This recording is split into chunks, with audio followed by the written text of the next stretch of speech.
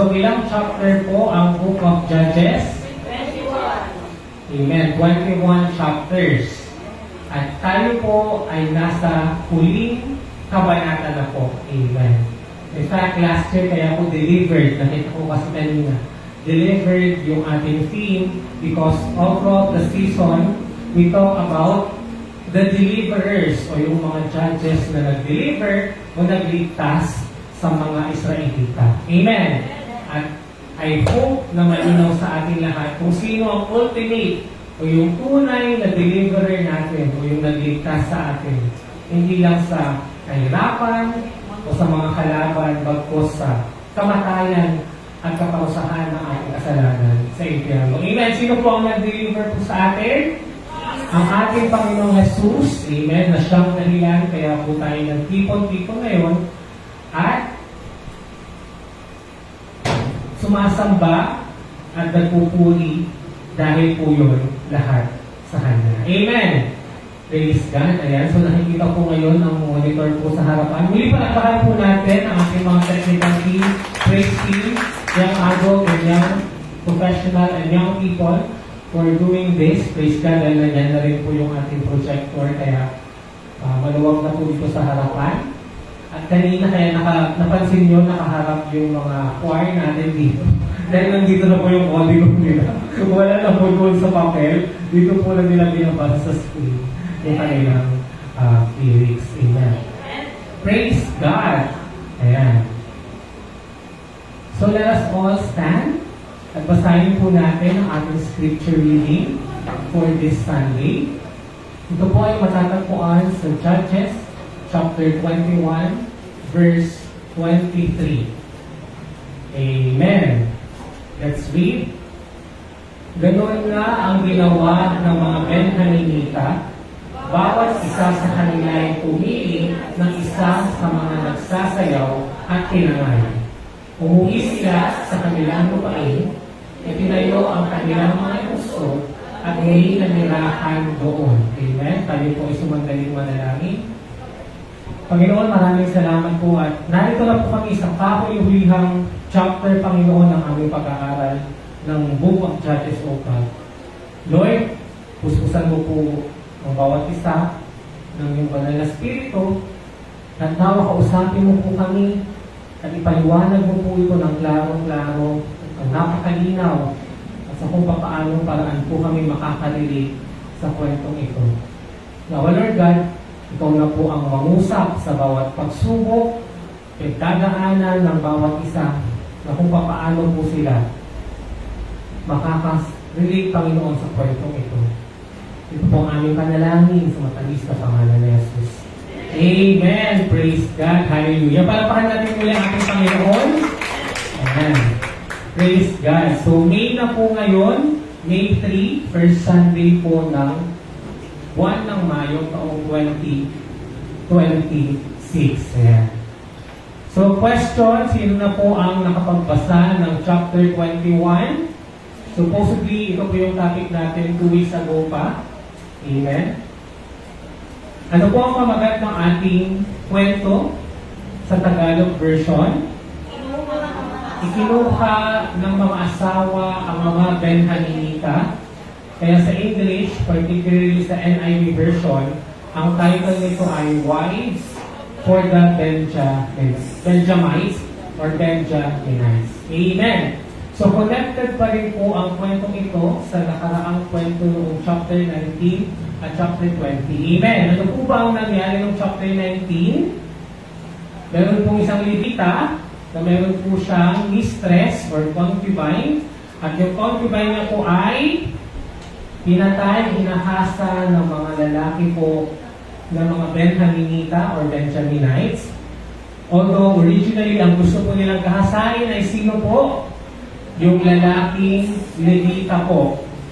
At ano po ang ginawa niya nung nakita niyang patay at nakahandusay po yung kanyang concubine or mistress? Ito po ay kanyang chinapcha, pinaghati-hati sa ilang piraso. 12 pieces. At ano ang ginawa niya sa 12 pieces na parte ng katawan ng babaeng yun? Pinamigay, pinadala niya sa 12 tribes ng Israel. At ano ang sumunod na nangyari? nagtipon-tipon sa Mispa ang lahat ng mga tribo ng Israel at kanilang nilusob. Sino po ang mga Benjamites or Benjaminites? Amen. Sa unang laban, sino po ang nanalo? Benjaminites. Amen. Dahil nga po sa unang tanong nila, ano yung unang tanong nila? Sino ang unang lulusob? Amen. Hindi po nila tinanong kung lulusob ba dapat sila. Nag-decide na sila on their own na lusubin o patayin ang kanilang mga kapatid na Benjaminita. Amen. Nung second battle, sino po ang nanalo? Benjaminita pa rin. And finally, pero kalooban po ba yun ng Panginoon na makapag-battle po sila nung nagtanong po sila sa Diyos? Ano po ang sabi ng Diyos? Oo, lusob kayo. Subalit, gaya nga po ng napag-aralan natin, hindi po garantiya na kapag kalooban po ito ng Diyos ay lagi po tayo nananalo. Amen. Oo, maaari na kalooban ng Diyos na gawin mo ang isang bagay, pero sometimes hindi garanti na tayo ay magtatagumpay. Amen. Dahil eventually, mayroon man po siyang purpose or plano. Kaya po natin na-experience yung mga pagkatalo po na yun sa ating buhay. O yung mga pagsubok or panahon na tayo ay feeling natin natalo tayo, hindi tayo nagtagumpay. Amen. And finally, sa pangatlong laban nila, sino ang nanalo? Ang mga Israelita. Natalo po nila ang Benjaminita at napatay po nila ang mga ito. Ilan na lang po ang natira sa kanila? 600 na lalaki na lang po ang natirang mga Benjaminita out of I think 26 to 27,000 na Benjamites. At sa 600 na yon, sila po ngayon ang hahanapan po ng asawa. Kaya nakita nyo kaya bakit wives for Benjamites? Dahil nga po halos maupos at mapatay po nila ang mga Benjaminita, sila po ay hahanapan nila ng asawa ngayon. Amen. Sino po dito ang naghahanap ng asawa? Ngayon baka gusto niyo po sumama dito sa mga hahanapan ng asawa. 600 po itong kalalakihan. Amen. Praise God. Ayan. So, ito po yung mga naging topic natin sa Book of Judges. At sa huling ilang chapter ito, 17, 18, 19, 20, 21. So this 5 last chapters, makikita natin na hindi na po mga judges ang bida. Kundi may mga specific na mga nabanggit kagaya ni Mika na kung saan siya ay kumuha o gumawa ng idol at ginawa niyang pari ang isang Levita na natagpuan niya. Naalala niyo pa si Micah or si Mika, another Levite, at ninakaw, kinuha yung kanyang mga idol at naiwan siya. Iniwan din siya ng kanyang Levita. Personally, doon kasi tinatanong ko kung bakit kailangan pang ikwento to sa Book of Judges, hindi naman sila patungkol sa Judges. Ngayon, habang natapos na po natin ang huling mga kwento sa Book of Judges, ano po yung observe nyo o napansin nyo? Ano po yung napansin nyo? May napansin po ba kayo? Maliban sa puro Levita ang mga bida po dito, ako po, personally, napansin ko po na kaya po sila kinuwento para maipakita sa atin sa Book of Judges kung papaano namumuhay ang mga Israelita. They live according to their own eyes. Even namumuhay sila sa matuwid sa kanilang paningin. Amen. At wala silang direksyon o reverence sa Diyos na kung saan siya, ang Diyos, ang mag-lead sa atin sa tamang daan. Amen. Because this verse will end sa ano po yung sabi po sa huling verse po ng chapter 21. And they live according to their own eyes. Amen. Sa Tagalog, ano po yung sabi po doon? Naging self-righteous po ang mga tao. Kumbaga, kung ano sa tingin mo ang tama, yun ang gagawin mo. Amen. Yun po ang problema pag wala po tayong Diyos. Dahil wala po tayong basihan or basis po ng tama at mali. Kung ano na lang yung nais natin or gusto natin o sa paningin natin ay tama, ay siya po natin gagawin. Amen! And for me, ang pinaka-the best na example or kwento sa Judges na nakikita natin na ang mga Israelita ay namumuhay na lang kung ano sa tingin nila yung tama o sa paningin nila ay tama, ay ang masusubaybayan po natin sa huling chapter po na ito. Question. Nabasa niyo na po ba yung Judges 21? Sino na po yung nakabasa? Amen. Praise God. We will answer these questions later after the story. Ano ang natutunan mo sa kwento? And where is Jesus in the story? Ayan. So finally, ayan po ulit ang last 12 Judges na napag-aralan po natin for this book. And for now, we will start with verse 1, chapter 21. Let's open our Bible. Pakilabas na po ang inyong mga Bible. Amen. Shout out po sa mga nanonood online at sa ating YouTube channel. Praise the Lord. Okay, let's read verse 1. Ang kalalakihan ng Israel ay nagtipon-tipon sa Mispa at nangako kay Yahweh. Ang Mispa po ay ang lugar din po kung saan sila nagkita-kita bago po nila lusubin ang mga Benjamites. Amen? Naalala niyo po yung lugar ng Mispa? Diyan po sila nagtipon bago po sila umatake sa Benjaminites. Muli, after po nilang matalo ang mga Benjamites, na kung saan 600 na lang po ang natira sa kanila, nagtipon-tipon ulit sila. Question, bakit kaya sila muli nagtipon-tipon? Ano po ang agenda nila? Ano po yung purpose kung bakit kailangan silang magsama-sama muli at mag-meeting? Ano po yung dahilan? Amen? Ang mga kalalakihan ng Israel ay nagtipon-tipon sa Misma at nangako kay Yahweh. Ano po ang kanilang pinangako kay Yahweh? So in other words, nagkaroon sila ng oath or ng promise with the Lord as one country, as one group of people. Ayan, ito po ang kanilang oath or pangako sa Diyos. Ano po ang sabi nila? Hindi namin pahihintulutan ang aming mga anak na babae na kapangasawa ng mga Benjaminita. Nakita niyo po yung kanilang pangako, kaya po sila nagtipon-tipon. Dahil 600 na lang po ang mga Benjamites, hindi daw nila hakayaan yung mga anak nilang babae na magpakasal or asawahin yung mga lalaking Benjamites. That's their promise or covenant with God. Grabe no? Kasi nga gusto nilang maubos ang mga Benjamites. Amen? In fact, di ba tinanong ko nung last Sunday, ang Benjamites ba ay considered na lost tribe? Considered po ba ito na isa sa mga tribo na nawala? Hindi po. In fact, isa lang po ito sa 3 tribo na na-survive o nag-survive. At nawala po lahat ang tribe maliban sa kanila. Amen? So ngayon, dito natin makikita kung paano mangyayari na sila ay muling makakapag-asawa at dadami. Amen? Okay, so verse 2, lampasahin po natin.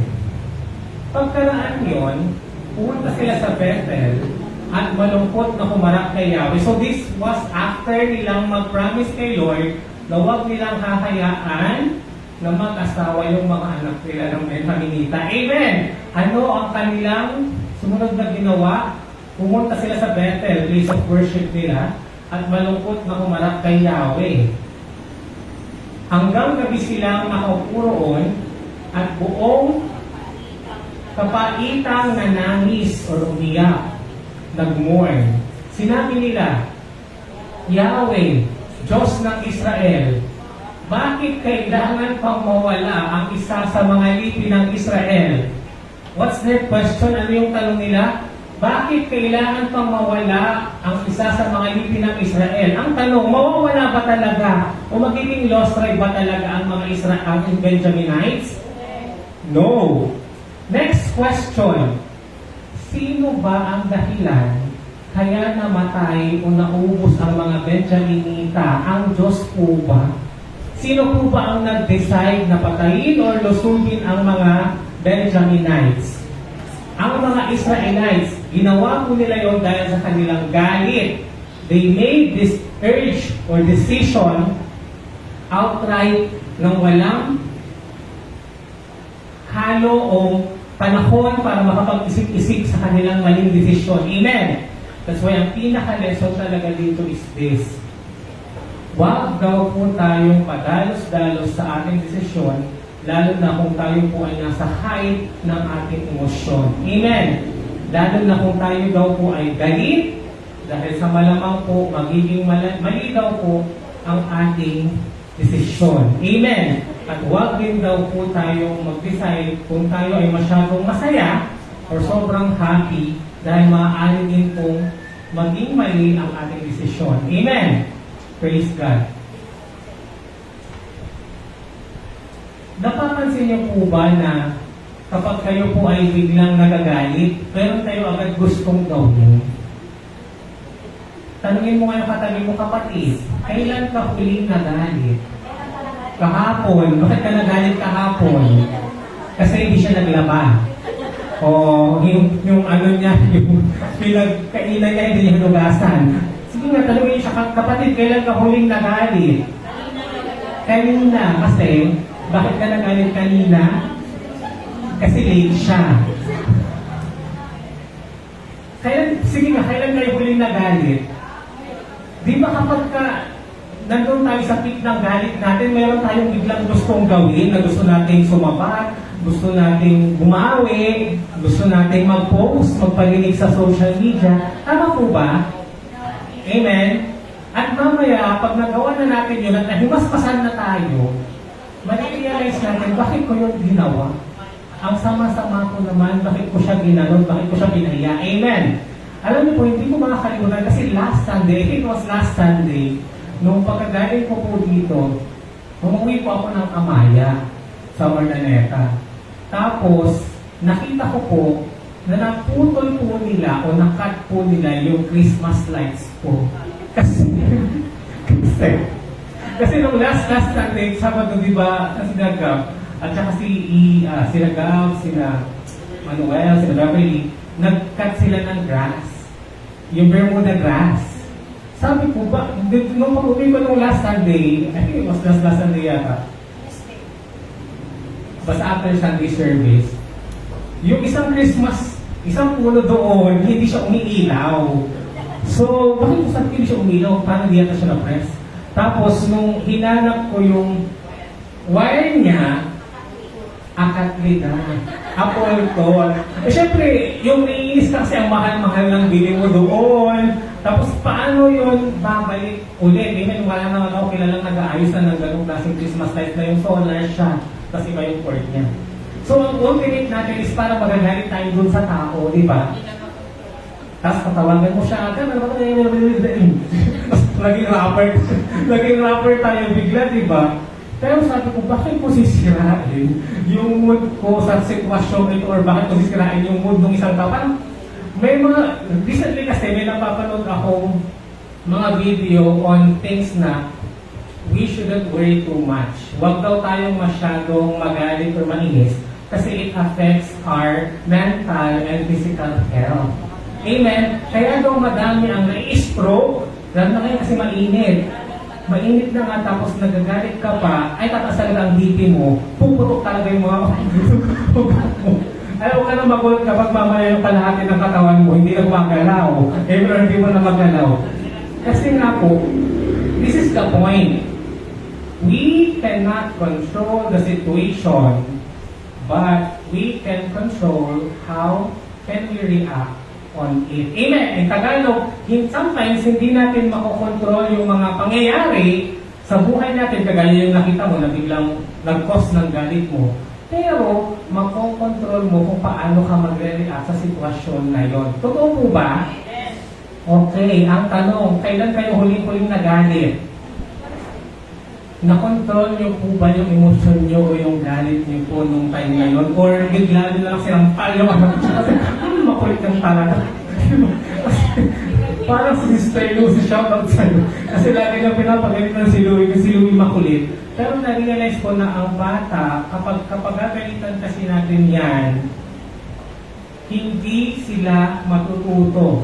Kasi narinig ko nga sa dati kong superintendent si Ma'am Weng, ang tao daw, mas natututo sila sa mga bagay na masaya nilang ginagawa. Mas natututo daw sila kapag natuwa sila doon sa nangyari. As compared doon kapag sila ay pinagalitan o sinira yung araw nila.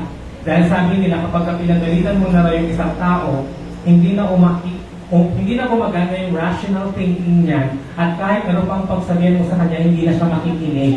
Totoo po ba yun? Amen. Alam niyo po kaya nga po sa DepEd, ini-encourage po talaga yung positive discipline. Kasi ako personally nung bata ako, personally na witness ko na mas nagugustuhan ko yung teacher o yung mga masatanda sa akin na kapag may mali akong ginagawa, sinasabi nila yun na mabait sila, maayos na pakikipag-usap kaysa kapag pinagalitan nila ako o sinigaw-sigawan. Amen! Amen. Marami po bang guilty sa atin? Nagigilty mo ba tayo? Amen. Paano po tayo napunta doon? Ay kasi ito kasi mga kasalanan to ng mga Israelita. Amen. So ito, first lesson po natin. Basahin po natin. Be careful with harsh decisions and promises because sometimes they can lead to regret. Amen. Sa Tagalog, mag-ingat sa padalos-dalos na desisyon at pangako dahil minsan ito ay maaari nating pagsisihan. Totoo po ba na madalas ang mga pinagsisisihan natin ay yung mga desisyon na ginawa natin na hindi natin pinag-isipan? Amen. Alam niyo po, natutunan ko po ngayon na dapat hindi tayo maging impulsive buyer. Ano po yung impulsive buyer? Yung kapag may nagustuhan po tayo, bibilihin natin kaagad. Alam niyo po, sabi nila, paano ma-test mo kung talagang kailangan or gusto mo yung isang bagay, matulog ka pa daw po ng at least 24 hours. At kapag 24 hours na or even 2 days na ay gusto mo pa rin siya, possible na kailangan mo siya talaga. Amen! Kasi may mga times, sino po dito yung, for example, nakasale. Nakasale yung damit. O yung gusto mong bilhin. Tapos, bigla mo siyang binili. Tapos, lumipas na ang 1 taon, 2 taon, hindi mo pa naman siya ginagamit. Kasi hindi mo naman kailangan. Tapos, marirealize mo na lang na parang nasayang lang yung pera mo. Dahil nga naging impulsive buyer ka, na pinili mo siya na hindi mo pinag-isipan o naging padalos-dalos yung inyong desisyon. Amen? Kaya alam niyo po, kasi recently, I think last week, ang ginawa ko po kasi, nilagay ko po yung mga damit ko na hindi ko na po ginagamit ng 1-2 taon sa isang box. Kasi ang balak ko po, sa birthday ko po dito sa AGC, ipaparaffle ko po sila. Kaya nakalagay sila sa balikbayan box kasi si Sister Lucy, bumili po siya ng 3 balikbayan box, yung isa kinuha ko. Tapos nilagay ko talaga doon yung mga damit ko. Ang mamahal po ng bili ko doon, pero hindi ko naman na sila ginagamit kasi may fashion nga nagbabago. For example, dati skinny jeans, tapos ngayon hindi na uso pag skinny jeans. Kailangan maluwang na, di ba? Tapos, nung nalikom ko na sila, tapos, grabe, 2,000 ang bili ko, 2,000, 3,000. Tapos, kapag tayo mo gano'n kalaki yung value nun, tapos ngayon lang na parang itatapon mo na lang siya or pamimigay mo na lang siya. Kaya parang masakit sa loob natin. Kaya tayo ay nagsisisi sa mga padalos-dalos nating desisyon. Amen? But praise God because we learn from it and sa next time, tayo ay mas nagiging matalino na. Amen? Sino po dito mahilig mag-online shopping? Amen? Kasi online shopping na talaga ang gusto ngayon, no? As compared yung sa mall. Yung mall kasi kung ano yung nakita mo, yun lang kung walang stock. Pero pag online, ang dami. Impulsive buyer po ba tayo? Sabi po rin, don't make rash decisions or promises dahil maaari daw po natin ito pagsisihan. Question! Tanungin mo ngayon katabi mo kapatid, ano yung last na ginawa mo na eventually pinagsisihan mo? Ano po? Ano po, Sister Pilar? Sister Aileen, sabon na siya. Kanina yung pa siya naloloko dyan. Ano po yung pinag-desisyonan po ni Ate Aileen? Amen. Ano po? Nagpuyat daw po ang gabi. Nagpuyat kaya hindi nakabangon ngayon. Parang si Nanay Narcisa. Kasi hinahanap ko siya kay Sister Jan. Sabi ko, nasaan si Mama? May si Lola mo. Sabi niya, hindi po siya nakatulog kagabi. Kaya ngayon lang daw po siya natutulog.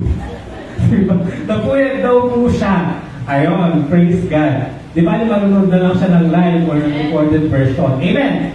Papatuloy po natin yung kwento bago saan po tayo mapunta. Okay, verse 4. Kinaumagahan, basahin po natin, ang mga Israelita ay nagtayo roon ng isang altar at naghain ng mga handog para sa kapayapaan at nagsunog ng buong handog para sa burnt offering. Kasi nga may nangyari hindi maganda, may kasalanan sila.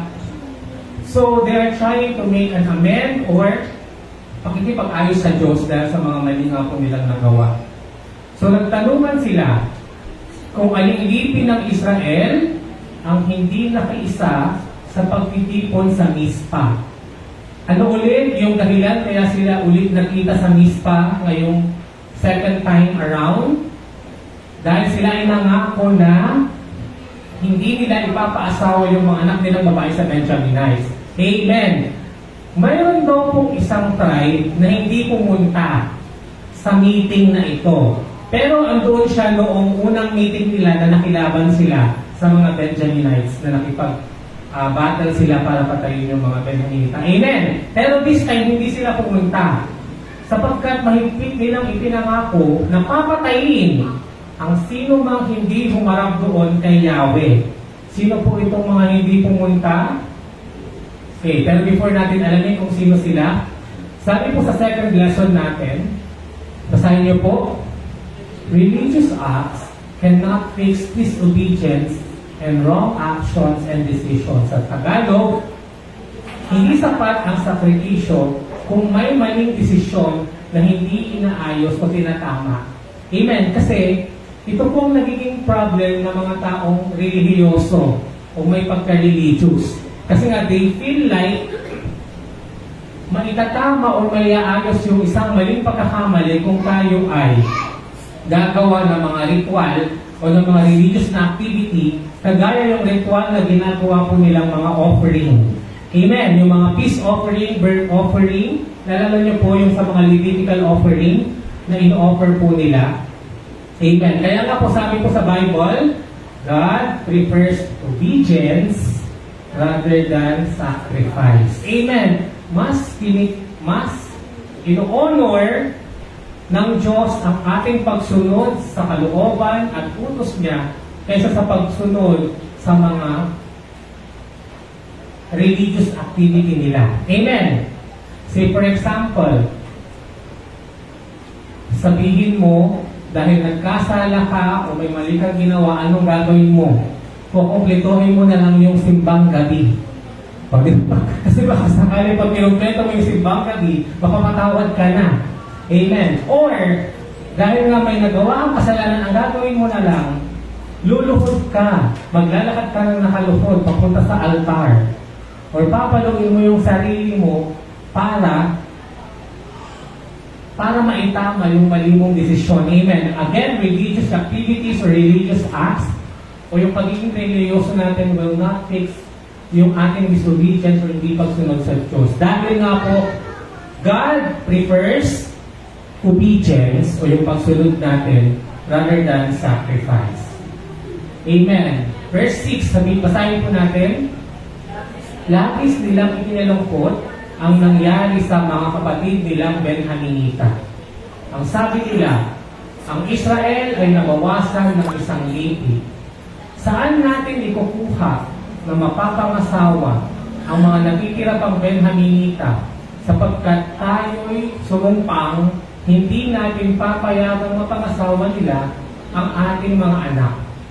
Nakita niyo po dito yung problema na tayo po ang gumawa.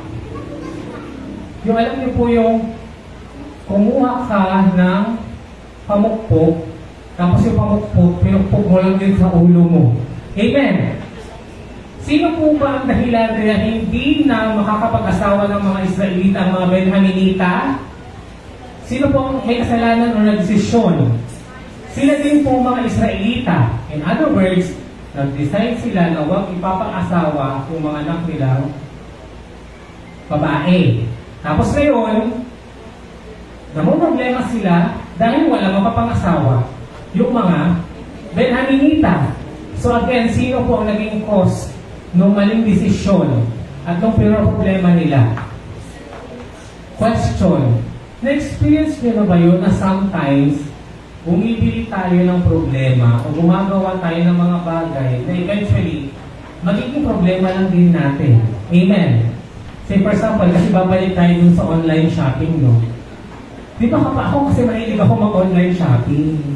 Tapos dahil sa sobrang dami nga natin nabibili online shopping, nagkakaroon tayo ng problema tuloy kasi hindi natin alam kung saan natin sila ilalagay sa bahay. Di ba?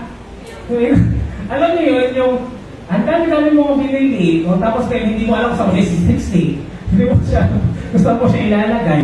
So in other words, sino ba ang dahilan kaya wala kang mapaglagyan? Ikaw din. So dapat bawasan mo muna yung meron ka para kung mag-order ka may paglalagyan ka na. Amen! Praise God. Nawa hindi po tayo ang maging problema or cause ng problema natin. Sabi mo sa katabi mo, kapatid, sana hindi ikaw ang maging dahilan ng problema mo. Kasi may problema ka, tapos yung problema mo, wala naman yung kasalanan. Diba? Okay. Verse 8. Ayan na, malalaman na po natin kung sino yung hindi pumunta sa second meeting. Sa basahin po natin, sinabi nila, ang lipin ng Israel ay may isang angkang hindi humarap kay Yahweh sa Mispa. Nalaman nilang hindi pumunta roon ang mga taga Jabes Gilead. Question, ano pong tribe ang mga taga Jabes Gilead? Ang makakasagot po ay magkakaroon po ng 100 pesos. Ayan. Anong tribe po ang mga taga Jabes Gilead? Ano po? Sila po ay from what tribe? Ruben? Mali. Sino pa po? Mag-guess na lang po kayo. Baka mahulaan niyo sa inyo 100. Judah? Mali po.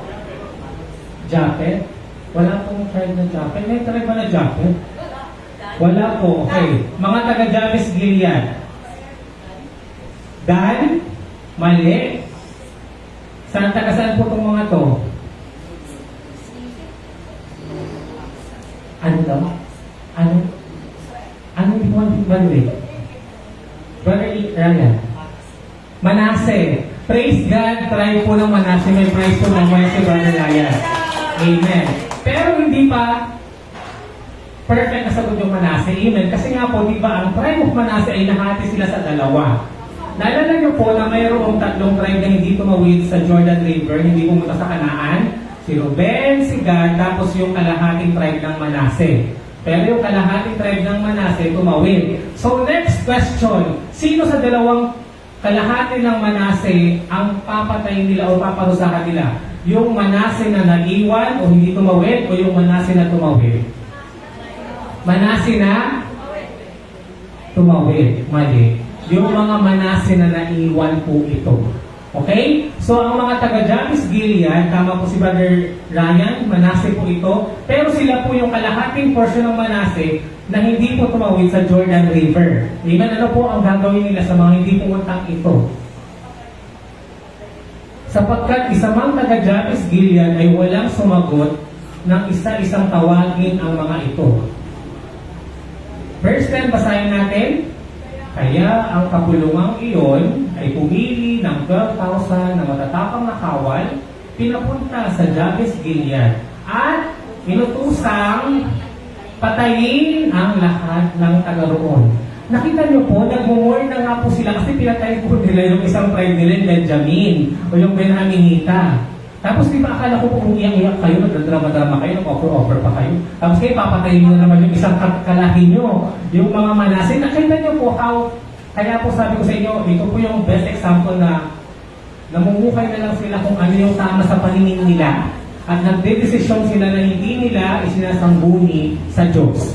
Dahil this time again, papatayin na naman nila ang mga taga-Jabes Gilead na hindi nila tinanong ang Diyos. Amen! Kagaya nung ginawa nila sa Benjaminita, na hindi nila tinanong kung papatayin o lulusubin nila mga Benjaminita, ang tanong nila kaagad, sino ang mauuna sa amin na nilusog? Although hindi sinabi ni Lord na lusubin or pausahan or patayin ang mga taga-Benjamin. Ayan. So 11, papatayin nila kahit na bata, matanda, lalaki, babae, maliban sa mga dalaga. Ano gagawin niyo sa mga dalagang yan? Diba, paasawa ba kaya na Brother Ryan? Yan na dito natin yung ating mapapangasawa. Ayan, grabe, nakakatawa talaga yung mga Israel. So, papatayin nila yung mga taga-Jabes Gilead, matanda, bata, lalaki, maliban sa mga dalaga.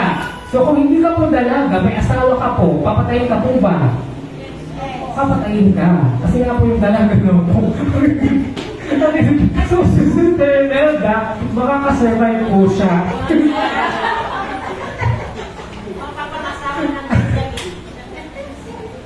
So, sana ang single. Ayan, so at least kung single ka pala, safe ka. Kasi kung bata ka, matanda ka, babae ka, may asawa, papatayin ka ng mga Israel. Maliban sa mga virgin or yung mga dalaga, okay.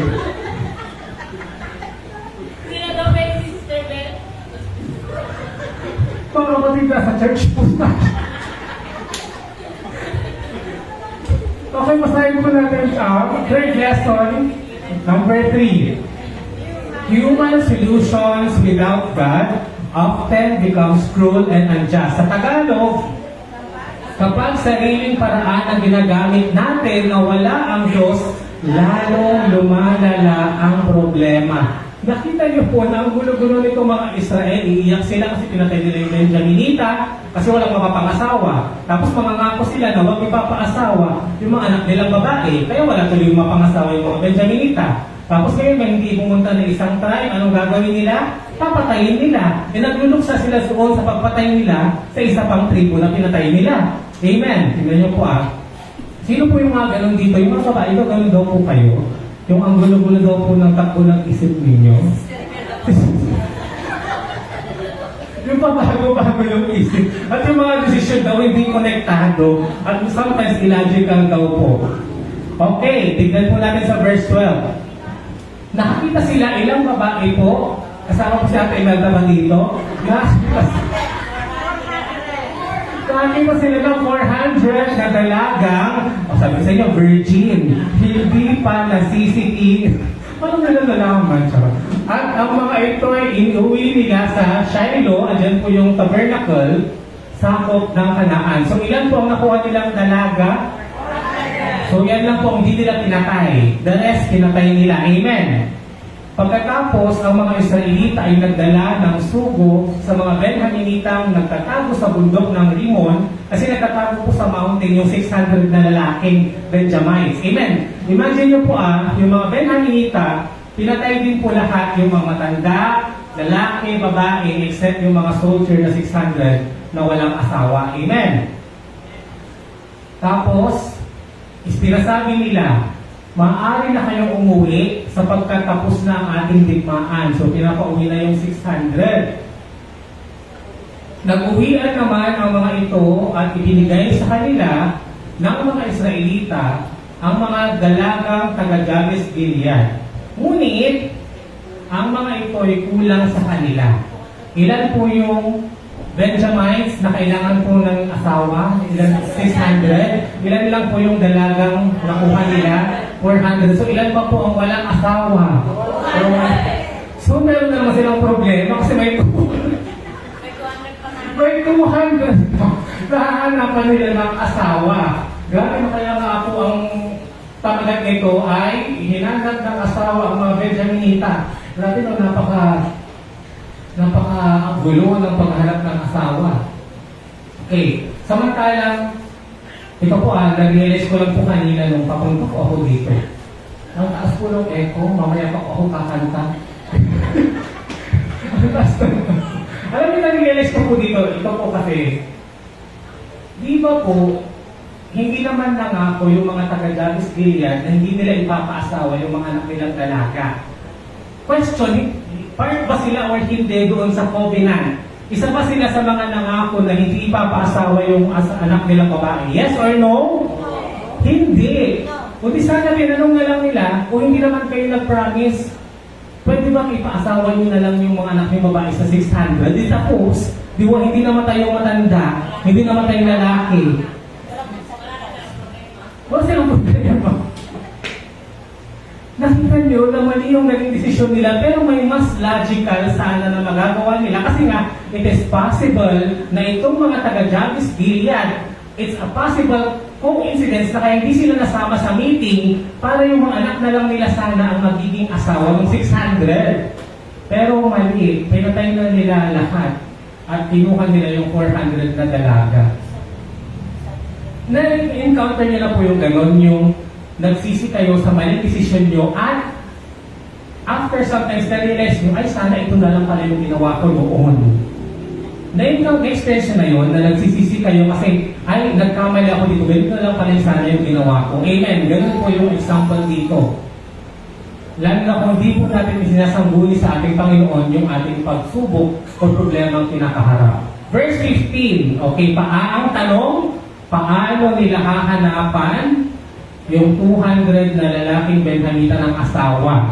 So, hindi tayo matapos-tapos sa problema ng paghahanap ng asawa ng mga Benhaminita. Amen. Verse 15, basahin po natin. Ikinalungkot ng mga Israelita ang nangyari sa mga Benhaminita sapagkat nagkalamat ang pagkakaisa ng mga lipi ng Israel. Amen, of course. Kaya nag-usap-usap ang mga pinuno ng kapulungan. Ang sabi nila, walang natirang babaeng Benhaminita kasi nga pinatay nila lahat. Ano ang gagawin natin para makapag-asawa ang wala pang asawa? Yung problema ng iba, yung problema nila eh. Kailangan asawahin talaga sila lahat, no? Okay, verse 17. Hindi natin dapat pabayaang malipol ang alinman sa lipi ng Israel.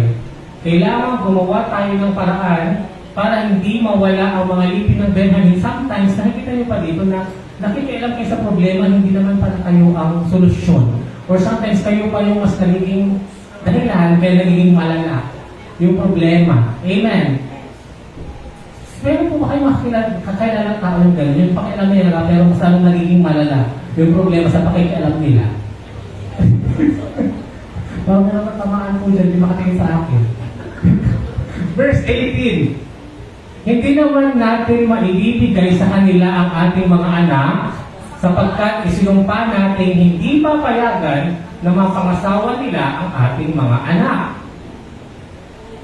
Noon nila naalalang malapit na ang taunang nilang pista para kay Yahweh na ginaganap nila sa Shiloh, andun yung tabernacle, sa hilaga ng Bethel, gawing timog ng Lebona, sa gawing silangan ng daanan sa pagitan ng Bethel at Shechem. Ayan.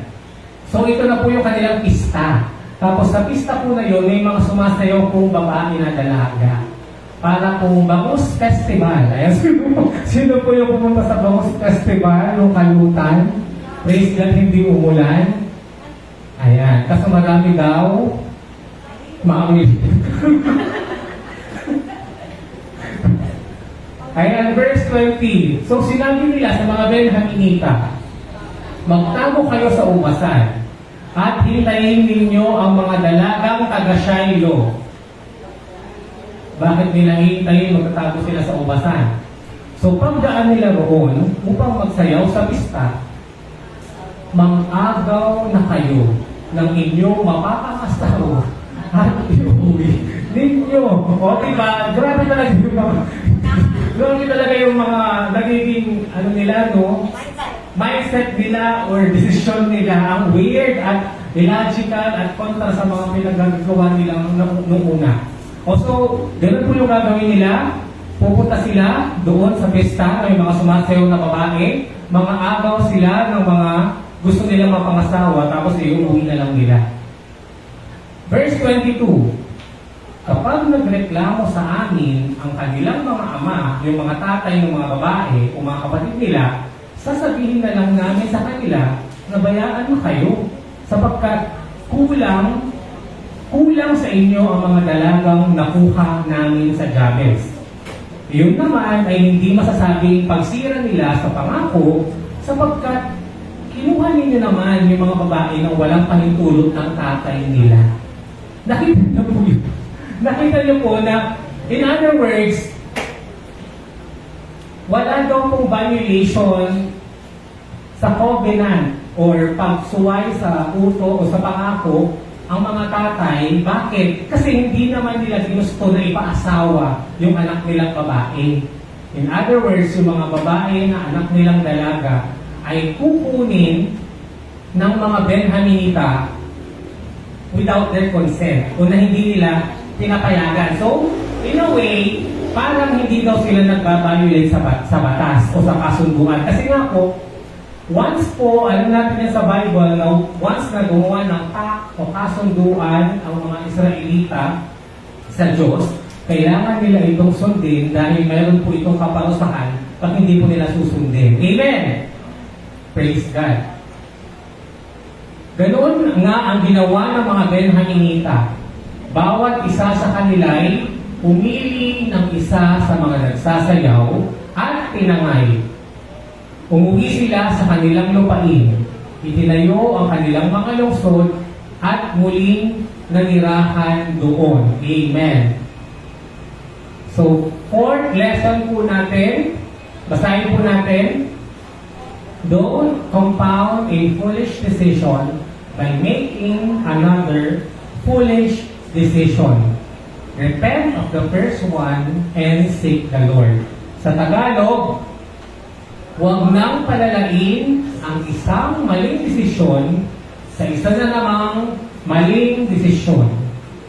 Pagsisihan ang pagkakamali at tanungin ang Diyos sa kung ano ba ang dapat gawin. Amen! Huwag na po natin palalain yung naunang maling desisyon sa isa na namang desisyon na mali na naman po. Ang dapat po natin gawin, pagsisihan at i-acknowledge natin na nagkamali po tayo. Amen. Hindi ka po mamamatay kung aakuin mo o tatanggapin mo na nagkamali ka sa Diyos. Amen. Ang next na gagawin mo po ay tanungin mo na po ang Diyos kung ano na po ang next step na gagawin mo. Amen. And last verse. Meron pa po yata. Samantala, ang ibang mga Israelita ay umuwi na sa kanya-kanyang lipi, pamilya at ali-alian. So nagsiuwian na po sila dahil mayroon na pong asawa yung 600 na lalaki. Palakpakan po natin ang ayan. And finally, last verse, 25. Ito po, this is actually the summary of the entire book of Judges. Judges chapter 21 verse 25. Basahin po natin muna yung English version. In those days, there was no king in Israel, and every man did that which was right in his own eyes. Amen. Sa Tagalog, ng panahong iyon, ay wala pang hari sa Israel at ginagawa ng bawat isa ang lahat ng kanilang magustuhan. Amen. Kaya nakita niyo po kung bakit ko nasabi na ang last chapter na ito is a very perfect example ng kung ano na lang yung gusto o maisipan nila ang gagawin po nila. At yun po ang problema kung wala po ang Diyos sa buhay natin. Amen. Dahil sabi po sa Proverbs chapter 9 verse 10, ano pong sabi sa Proverbs chapter 9 verse 10? For the fear of the Lord is the beginning of wisdom. Amen. The beginning of wisdom is the fear of the Lord. Magkakaroon ka daw ng wisdom o nakasagutan mula sa Diyos kung ikaw ay may takot mismo sa Diyos. Kung ikaw ay may takot at relasyon sa Diyos. So paano na lang po yung mga taong walang takot at relasyon sa Diyos? O di kahit ano na lang ay gagawin nila. Amen. Kahit na pumatay, wala silang takot dahil nga po hindi nila nakiisip na ang bawat kasalanan o nagagawa natin sa iba ay ginagawa po natin sa Diyos mismo. Amen. Ang bawat kasalanan ay kasalanan po natin sa Diyos mismo. And therefore, our last point po, last lesson. And therefore, we have to make Jesus as King of our lives and live right according to God's eyes. Amen. Sa Tagalog, basahin niyo po. Kung gayon, dapat gawin natin si Jesus bilang ating hari ng ating buhay at mamuhay ng tama ayon sa paningin ng Diyos. Malinaw po, kaya kasabi ko nung natapos ko po dati, parang perfect ito para sa Lord's Supper. Kasi sa Lord's Supper, di ba, tatanggapin na naman natin si Jesus as our King, our Savior, our Lord, as magtutupo sa kasalanan natin through the bread and the wine.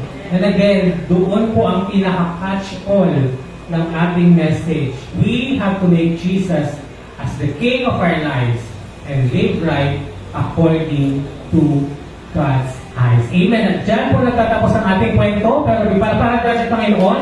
Pero before that, meron po tayong panonoorin video clip to highlight this message. Ayan. So let's off po tayo and let's watch this short video clip.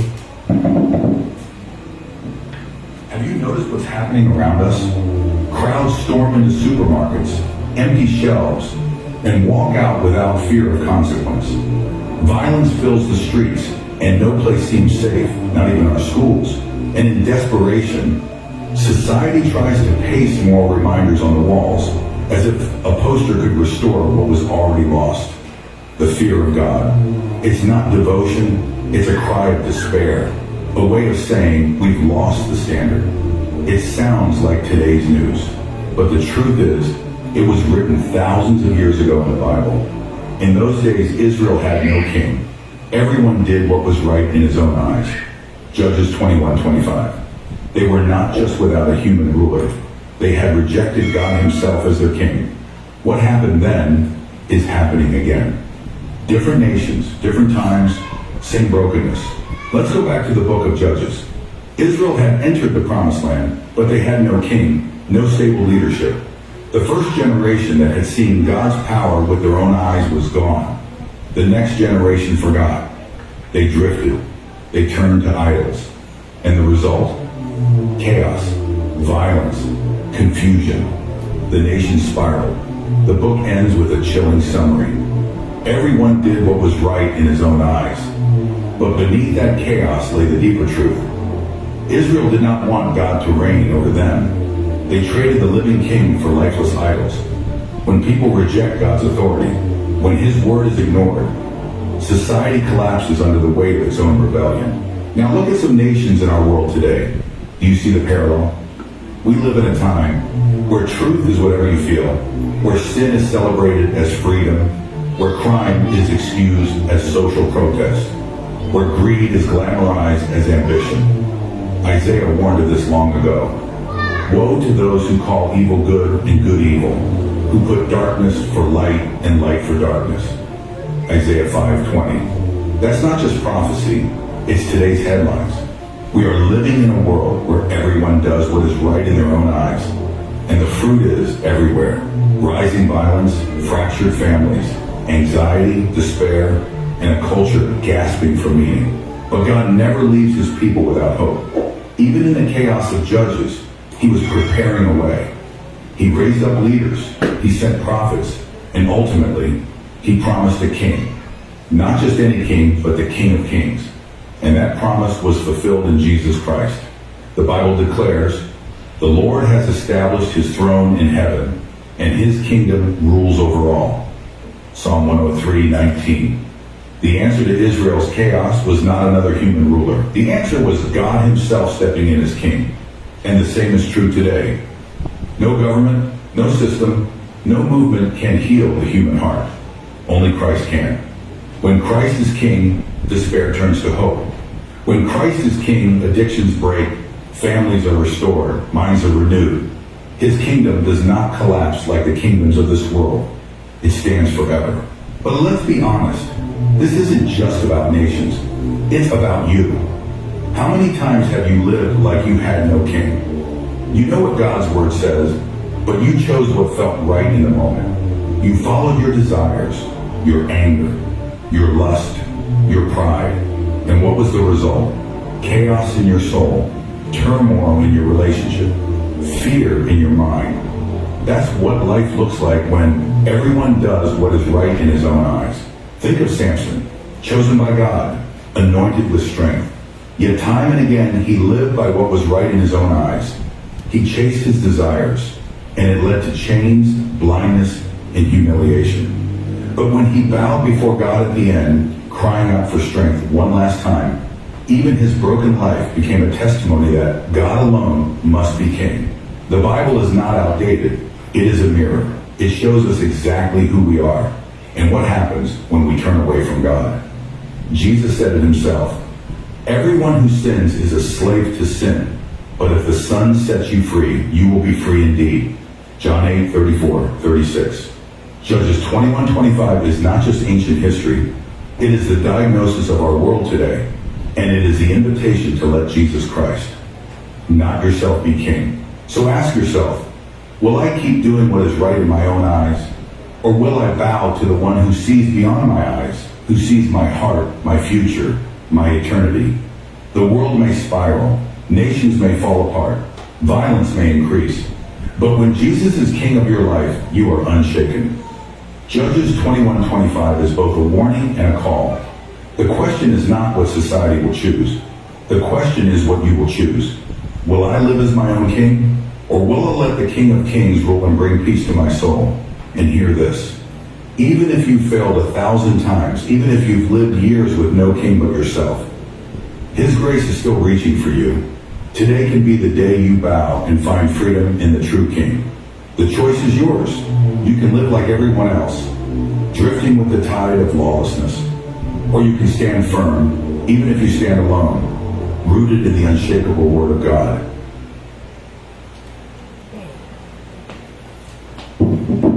Amen. Palapakan po natin ang ating Panginoon. Praise God. And finally, ayan po, let's answer the last question. Where is Jesus in the story? Nasaan po si Jesus sa kwento?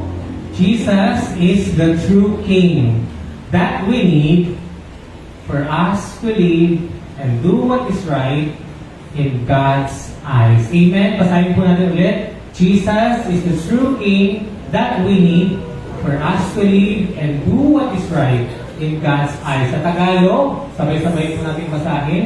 Si Jesus ang tunay na Hari at Panginoon na kailangan natin upang tayo ay mamuhay ng tama ayon sa paningin ng Diyos. Amen? Ulitin po natin yung Tagalog. Si Jesus ang tunay na Hari at Panginoon na kailangan natin upang tayo ay mamuhay ng tama ayon sa paningin ng Diyos. To God be the glory. Palapakan po natin ang ating Panginoon.